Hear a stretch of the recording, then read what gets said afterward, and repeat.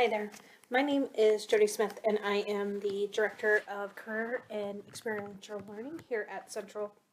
Um, Today, I wanted to do a quick workshop for you on all the things you really need to know about when you are thinking about creating your resume, from the beginning stages of when you're putting the resume together to all the way to when you decide that you want to apply for a position. And we'll kind of walk through the steps on how you create that targeted resume. So just to start with, let's briefly just kind of talk about four things that you should know about resumes. First and foremost, you should know the different sections that you need to include in your resume and the type of information that you want to have on your resume, and have a great understanding that that information is really customized to you and your personal experiences. And then you want to kind of have a solid understanding of how you can reflect on your experiences and strengths in an impactful way, a way that really kind of connects with the employer and wants them to know more. Furthermore, when you are creating your resume and really creating that targeted resume, when you get ready to apply for either that first job position after Central or for an internship, you need to have a solid understanding of what the employer is looking for in that particular position, and then you need to know how to tailor your resume in a way that targets the content of your resume based off of those needs. And then lastly, you really need to kind of think about the format of your resume and make sure that how you're displaying your information on that resume is attractive to the employer, but it's also functional and it's also easy to read. So how do you do that? Let's just first start talking about the sections. So what you actually need to include in a resume. So what we tell students are there are a couple of sections that you should always have on your resume regardless of your background. The first and foremost, obviously, it's probably, kind of a duh. It's the contact information. So, that refers to your name, your address, phone number, email address, LinkedIn profile, that type of thing. Your education, right? So typically when a student is either attending Central or graduates from Central, they're going to want to, apply for a position that corresponds to the type of education they have. So education is usually the very first thing that a person lists on their resume, most typically underneath that contact information.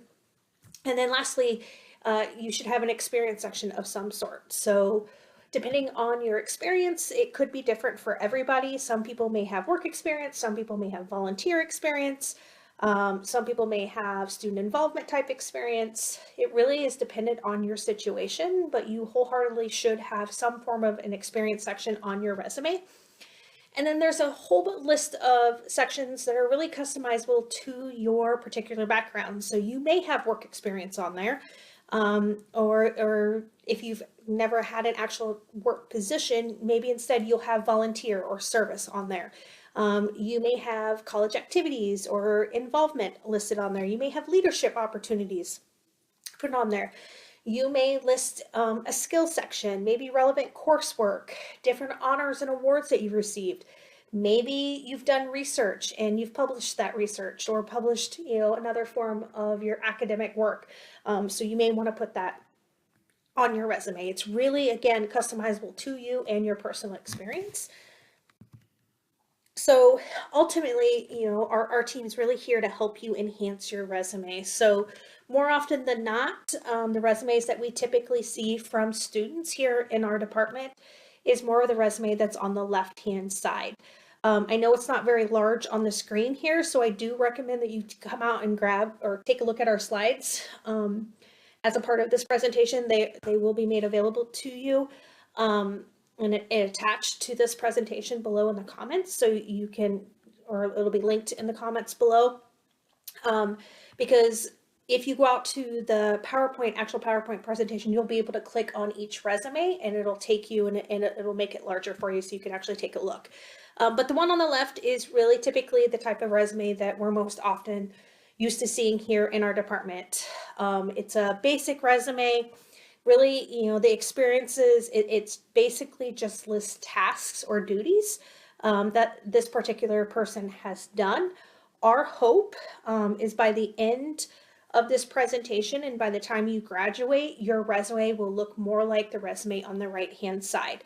And we'll kind of go into in depth and kind of explain to you how you can get your resume to look like the one on the right, but just kind of give you a brief highlights here. The one on the right is really taking into consideration those four things. They're considering what they need to include on it. They've really taken into consideration what the employer wants, and how they can represent their experience in an impactful way, something that draws the employer in, and then they've paid close attention to the format, and making sure that it's functional and easy to read. So how do we do that? Well, let's first start by talking about that section that I told you is 100% mandatory to put on a resume.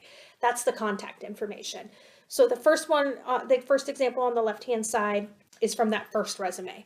You'll see that the person did include all of the information. They included their name, they included their email address, phone number, and then their physical address. However, the one below, you'll see that they actually bolded and increased the font size of their name. That is the difference between the two examples. The example on the bottom is really the example that we would like to see. And it's the example that employers would like to see because your name really should be the most prominent thing on the page. There should be no doubt from the employer to who you are and what your name is. And so no matter how you format your contact information, whether you put it in the header, however you would like to list it, just make sure that your name is the most prominent thing. So it should be big and it should be bold. You should typically always include your address. A lot of times students will ask us, well, what address do I list? Do I list my permanent address or do I list my central address? What we tell students is typically I would list the address closest to the position that you're applying to. So if you're applying for a position in the Pella area, chances are you're going to want to list your central address. If you are from California and you're applying for a position out in California, I would probably list my permanent address in California. Ultimately, it's up to you. If you have a LinkedIn profile, we always tell our students, make sure if you're going to list that profile, web address on there, make sure the LinkedIn profile is completed. And then in terms of your phone number, we always tell students, make sure your voicemail is set up, make sure it lists your name and it's a proper voicemail greeting. And then also make sure that that voicemail is not full. So that way that employer can leave you a message if they're trying to contact you.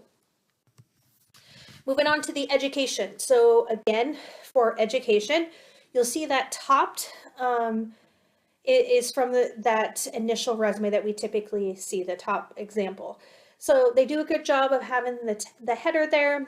They list what their major is and when they're listed to graduate, and then they list where they're getting that where they're majoring in, where they're getting their degree. However, they failed to list their actual degree. So you'll see below in the second example is more along the lines of what we would like to see from students.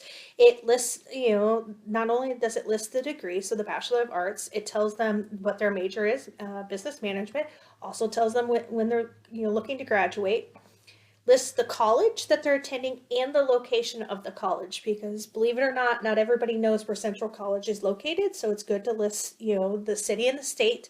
And then they also list their GPA on there, so that's entirely up to you whether or not you list your GPA. We just make the recommendation if it's, as long as it's above a 3.0, you're feel free to list that on there. If it's below the 3.0, you might want to consider that. So again, typically the things you include is the name of the college, your anticipated graduation date, your GPA, the degree, whether it's a Bachelor of Art or Bachelor of Science. If you're not sure which degree you're pursuing, I'd recommend you talk to your faculty advisor, your major, a minor if that's applicable, and then this is also the place where you could list any honors, awards, or extracurriculars maybe that you've received. In terms of whether or not to list your high school education on there, what we typically tell students, the closer you get to graduation at Central, the more likely it is for your high school education and then high school experiences and activities to drop off that resume. But as a first year student and quite possibly even as a second year student, you should probably include that high school education on there. Once you become a junior and definitely when you're a senior, you can go ahead and remove that off. In terms of professional experience, so again, the example up top is the one from that first resume, and as you can see, again, it does a good job of having that heading. It does tell you what the position is, that they were a front desk assistant, and then below there it tells you that they were working in the student development office here at Central, and it lists the dates as well. And then below that are the bullet statements. Really, it's just listing a list of tasks and duties that person does. You'll see below there is an example where they included all the same information about the job. So they have the job title, the name of the employer, location, and the dates of their experience. But where the real difference comes in is the bullet statements. You'll see within those bullet statements, they have a strong representation of the action that they did, the context of that action, so what happened, the strengths that they brought to it, and the people involved, and then the outcome. So just really a very strong statement. They talked about what they did, how they did it, why they did it, and what the result was. And so when you're writing your bullet statements, you really need to kind of take that into consideration, and we'll talk a little bit more about that.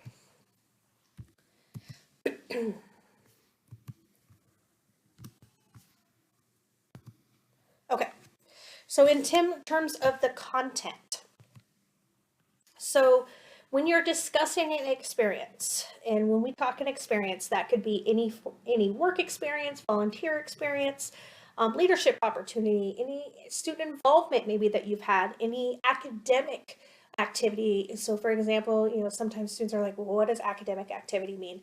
So maybe you do undergraduate research, and so you could list that on there. Maybe you did a large group project within a class. Maybe it's a service learning opportunity, or a community engaged learning opportunity, or it could be completely something separate that, from an experience. Anything that you think is going to highlight the strengths or your strengths for the employer is something that you consider to put on your resume.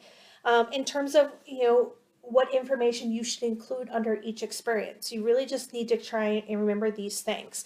You need to talk about the basics. So what did you do? What did you do at that position? What was the task that you had? How did you do that? How did you do the task? And that's where your unique strengths come in, right? Who was involved? So, what people and groups were you interacting with, or who were you serving? And then why did you do it? So what's the outcome? What's the result? And then you always have to make that connection for an employer. So we always tell students you have to connect the dots. And that's where this idea of transferable skills come in. And so what we tell students is sometimes students will come in and they say, well, I did this experience, but it really has nothing to do with what, with my major or what I want to do. And so then we start talking to the students, okay, let's get beyond the task and the duties that you did.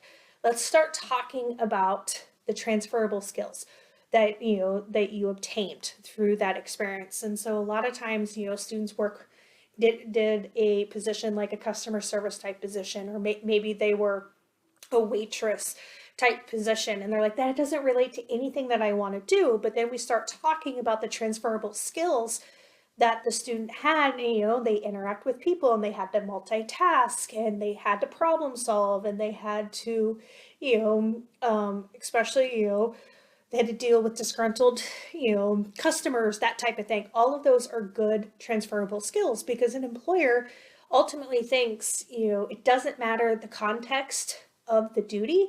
What matters is the transferable skills. So if I'm able to, problem solve within this certain task or duty, I should be able to take that skill of problem solving and apply it in another type of experience. And so employers are really looking at that transferable skills, not necessarily exactly the job, but what type of skills did you have to complete that job. And if you have more questions, definitely ask us. Okay, so when you begin to write those bullet statements, and again, the bullet statements is quite possibly the hardest part of writing a resume.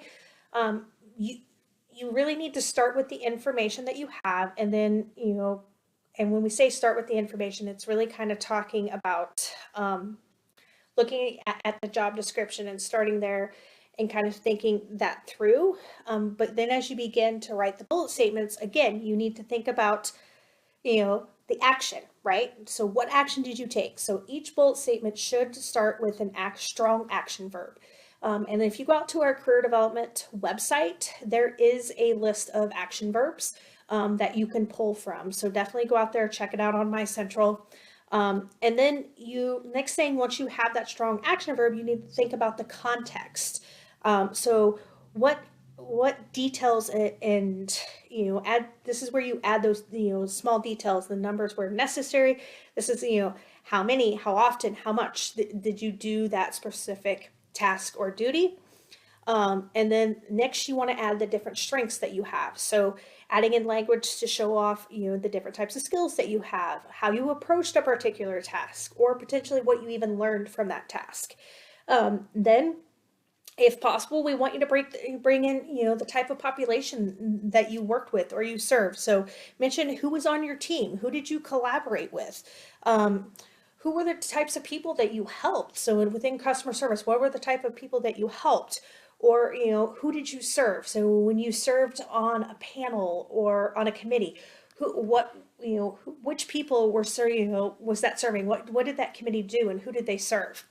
And then lastly, if possible, we want you to kind of point to the outcome. So providing, results of your experience and contributions where it's possible. So we always tell students, I always pick on the marketing piece and I say, okay, marketing students, if you do a marketing internship and you're doing social media, right? So maybe they came in and they didn't have a really great Instagram following, but you took over the Instagram account, and by the end of the semester, you grew that account.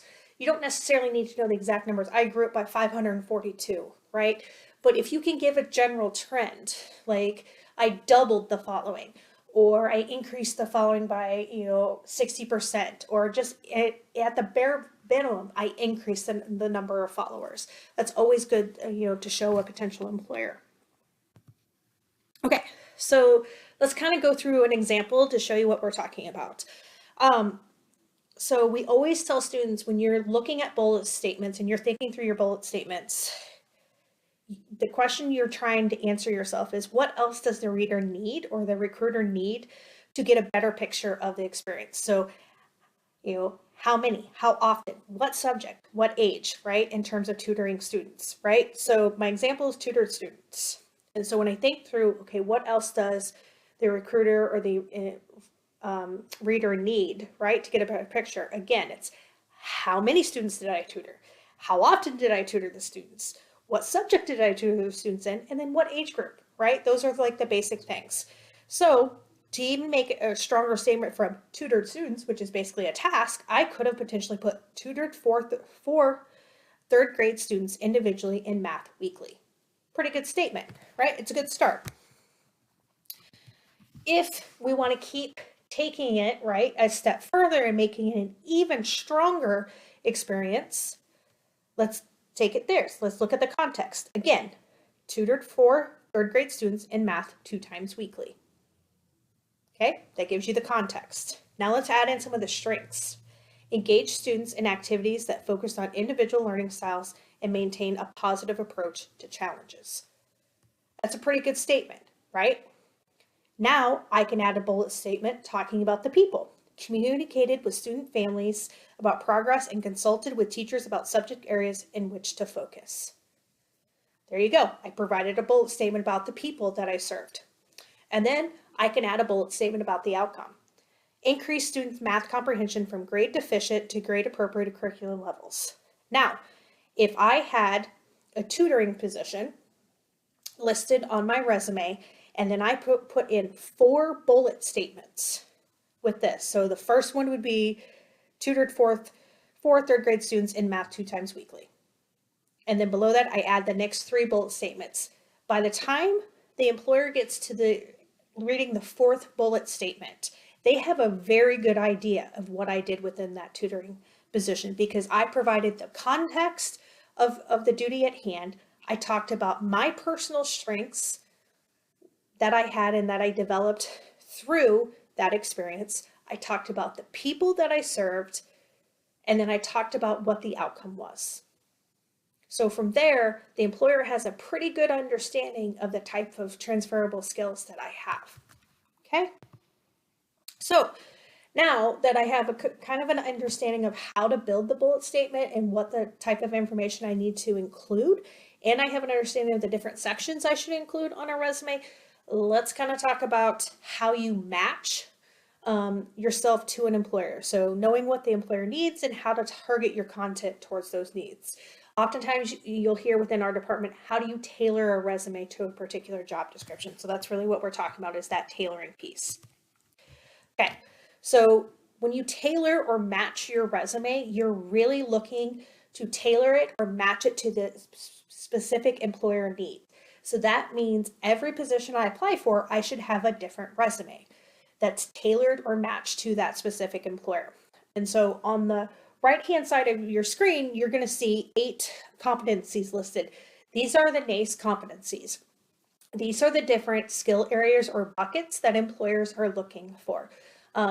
To give you better definitions and sample behaviors from each of these competencies, we have a presentation on our career development website that I highly encourage you to go check out, because it'll give you a little bit more context and kind of give you some ideas on how to develop your resume with that in mind, with those competencies in mind. But getting back to what it means to tailor or match your resume. This is where you relate your specific experience to the job description's task and required qualifications. I always tell students that job description of the job posting is your best friend. It is where the employer is telling you exactly what they are looking for. And it is your duty to match your resume or tailor your resume to those specific qualifications and required duties. This is also where you're going to connect your experiences to those NACE competencies. Those NACE competencies are what employers are looking for.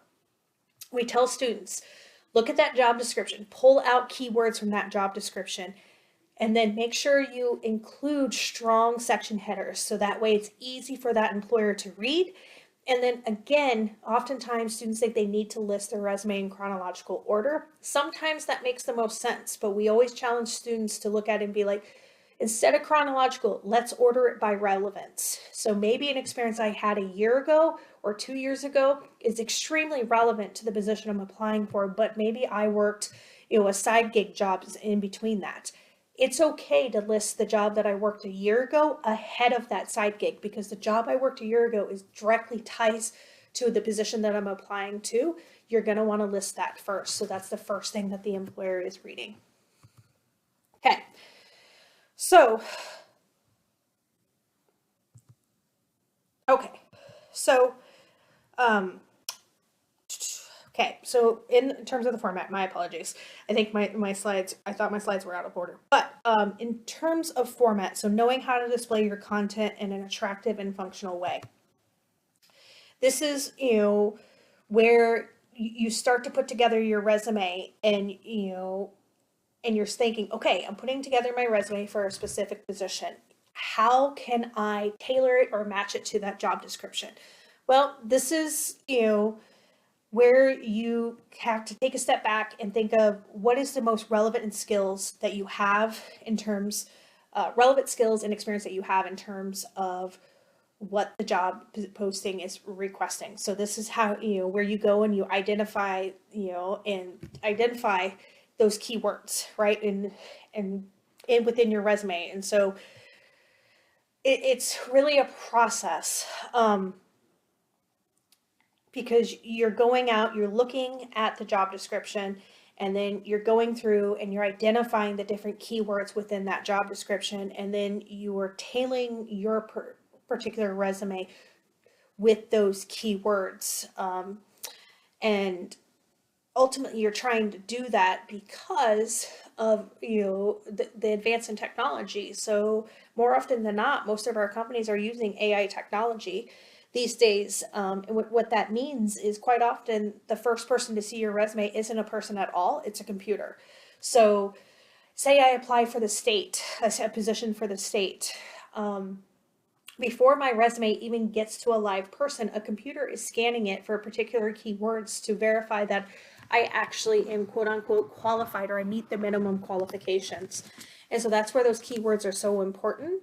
And then when you also tailor your resume, once you get to that live person, this is how you show that you're a great match for that particular role. So how you identify keywords within the job description. First and foremost, it's a given. You really need to thoroughly read the job description multiple times. Then you're going to identify and highlight the keywords. So the different required skills, tools, experiences, and qualifications needed for that particular role. So for an example of that, maybe within the job description, it says seeking a marketing specialist with expertise in social media strategy, content creation, and data analytics. Experience with tools like Google Analytics and Canva required. The keywords pulled out from that job description could be social media strategy, content creation, data analytics, Google Analytics, Canva.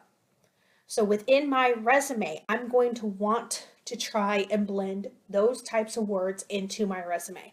So I need to take a look at my resume and take a look at my experience and say, okay, did I ever work with social media? Did I have content creation?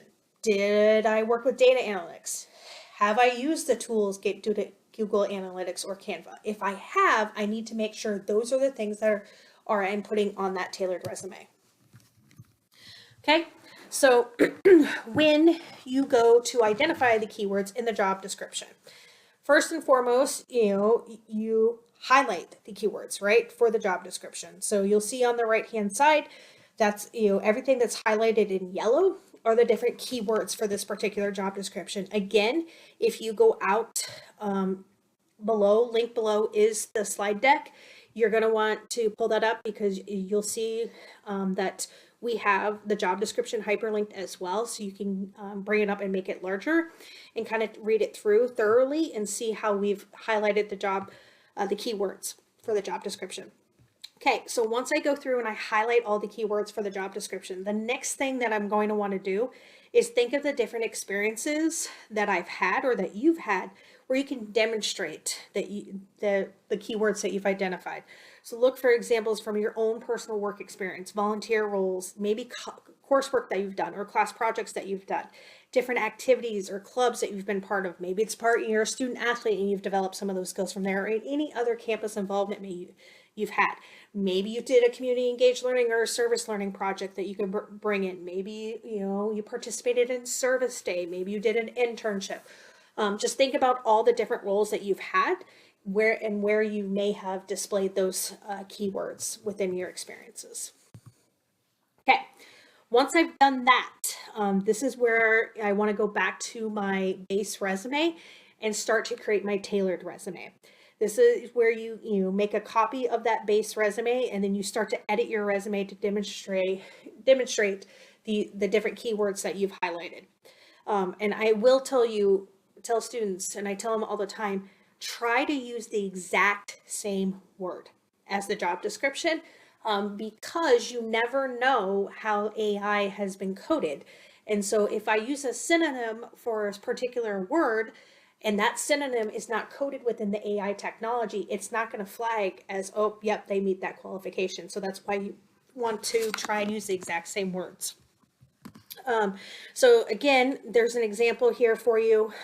So the job description, I'll read it one more time. It says, seeking a marketing specialist with expertise in social media strategy, content creation, and data analytics. And then experience with tools like Google Analytics and Canva required. So within my base resume, I have my experience, managed social media accounts for a local nonprofit organization, doubling follower count over 6 months.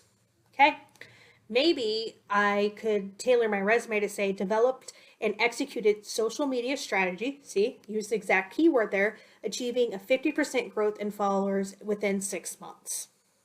Okay, and then from there, I could put skilled in content creation, again, another keyword used verbatim, and data analytics, another keyword, using tools like Google Analytics, another keyword, and Canva, another keyword. Okay, are we starting to get the picture here? You are going to want to use the exact keywords from that job description whenever possible. We are not telling you to lie or to make things up, but you really need to take a look at your experiences and think, okay, do I have experience in that? If I do, how can I put that into a bullet statement to convey that with using those exact keywords like social media strategy, content creation, data analytics? Okay. And then once I've done that and I've got the resume together, or maybe, even before that, maybe some of you are asking, why spend this much time? Why spend a few hours putting together a resume? Does it really matter? Absolutely, it matters. Because the reality is a recruiter will spend 30 seconds or less on your resume, scanning it, because they have that many resumes coming in. Quite often than not, we will have recruiters say that they spend much less time than that. Some recruiters say 12 to 15 seconds is all they'll give a person. So those keywords really matter because they stand out on a page. If I'm a recruiter and I know what the job description says, I can scan it easily looking for those exact keywords. And if I see those keywords, it's going to draw me in, right? So you want to make sure your resume is easy to scan. So using bold and italics and underlining appropriately, your bullet statements, make sure they're actual bullet statements and not paragraphs, right? Bullet statements are always easier to read than paragraphs. And then order your experiences in order of relevance, right? So the most relevant experience, put it up top underneath that education section. So that is the very first thing that a recruiter reads. Make sure it's easy to read. So at least a 12-point font. 1 to 2 pages typically is where resumes should be for your level of experience. And then make sure you balance the text and the white space. So sometimes students think that they need to cover the entire page with text. It's okay to have white space on that page. Just make sure it's easy to read. And then using uniform tabs and margins. If you don't know how to do that, or if you struggle with that, please come see us. We can help you with that. And then lastly, you're going to want to make it easy to view. So not everybody has access to Microsoft Word. Not everybody has Google Docs. So we always tell students, make sure you put it in PDF format, because that will ensure that recruiter can always read the document. Because if I use a different font that you don't have on your computer, it could show up as pictures. And you don't want that. So if you save it in a PDF format, it will save the formatting, it will save the font that you use, and the person opening it will still be able to view it even if they don't have that font installed on their computer. So just make sure you submit it as a PDF. Okay. Quick note on what we call resume killers. So these are typical things that could really hurt you in that resume review process with an employer. So we tell students to avoid unnecessary information. So there's no need to list your hobbies on there. Pictures. The reviews are out on this. So some employers think, oh, that's a catchy way, to do your resume by having a photo of yourself, or a portrait photo of yourself on your resume. I would say know your audience in terms of that. So if you are looking at a marketing type role, okay, that maybe, because it's catchy, it's flashy. However, if I'm a computer science major, chances are I'm not going to probably include my picture on there. And then avoid, listing any other personal information unless it's relevant to that specific job posting. Avoid shortcuts. So don't abbreviate things. Avoid central jargon. So, we may know, some things, like talking about a class like Civ 110, Civ 210. We know what that is, but an employer is not going to know what that is. So just make sure you're mindful of that. And then first, what we see most often is students truly undersell themselves. Do not undersell yourself. Make sure you're representing your true experience on your resume, because this is how the employer is going to want to learn more about you, is that resume. So you don't want to undersell yourself. And then third, avoid those red flags, right? So avoid, incorrect or embellished information. The last thing you want to do is embellish your experience or exaggerate your experience, right? And you do not want to lie about your experiences. And then you also want to avoid any sort of grammar or spelling errors, because that's a guaranteed nix in the employment process. So please, please, please have my team review your resume. Have a friend review your resume, upload it to Handshake. We can take a quick look and catch all those grammar and spelling errors, because sometimes you've looked at your resume 1,000 times and you miss the most basic thing. So you just need somebody to review it quickly. Okay, so again, I just wanted to bring up these resumes and say chances are your resume looks like one on the left. Hopefully by the end of your time here at Central, or by the end of the time that we get done meeting with you here within our department, we can move your resume a little bit, from the left more over to the right. And then lastly, 4 things, to remember to do on your resume, right? You need to remember what sections to include. So customize, what you highlight based off of that job description. Know the content that you need to include. So this is where you show off your strengths and your experiences. Make sure you match yourself to that employer. So that's where you tailor or match your resume to those employer needs. And then you need to pay attention to the format. So making sure that it's easy to read. That's all we have for you. So if you do have any questions, definitely reach out to our team. You can schedule an appointment with us on Handshake, upload your resume to Handshake, come to our department. We're on the 2nd floor of Geisler. Shoot us an email. Please, please, please reach out to us if you have any questions about how to create a resume, how to tailor it or match it to a job posting, anything along those lines or anything else career related. Thank you so much. Have a good day.